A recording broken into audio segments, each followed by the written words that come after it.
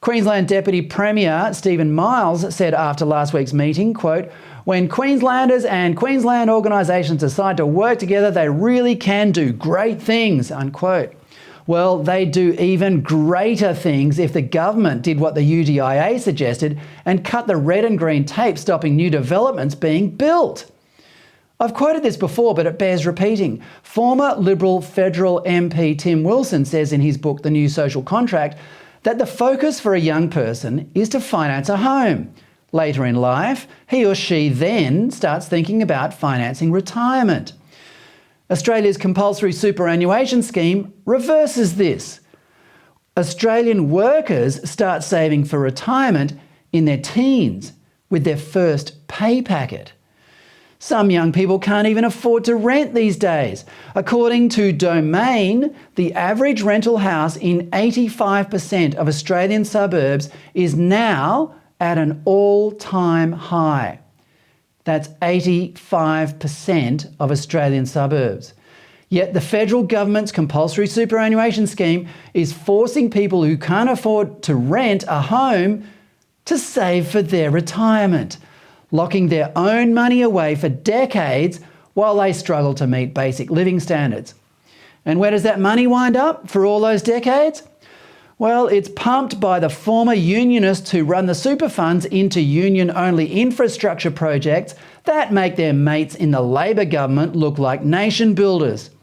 Meanwhile, the people whose money it is struggle to put a roof over their heads.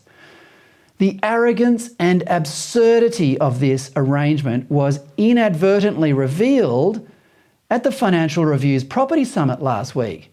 The AFR reported, quote, "Super funds are pushing for greater tax concessions that will allow them to expand commercial build-to-rent housing, currently a premium product, into a more mass market offering," unquote. That's right. These funds are sitting on the money that young people should be using as a deposit for their own homes, but instead the funds want to use it to build rental properties, which are, quote, a premium product. That means they're highly profitable. And they want tax concessions to do it. The arrogance is mind-blowing.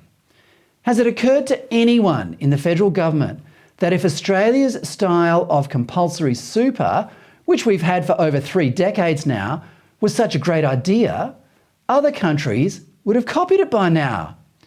Not one nation has had a look at it and thought, whoa, that's a good idea.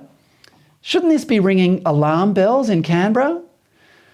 New Treasurer Jim Chalmers said last month that the super funds should be, quote, addressing some of our most formidable economic challenges, one of which he said was housing. Well, you're right there, Jim. And nobody knows those formidable economic challenges better than the people who own the money but aren't allowed to spend it. Here's a tip that will help young Australians and boost real investment in new housing. Tell the parasites in the superannuation industry to give the money back to the people who earned it.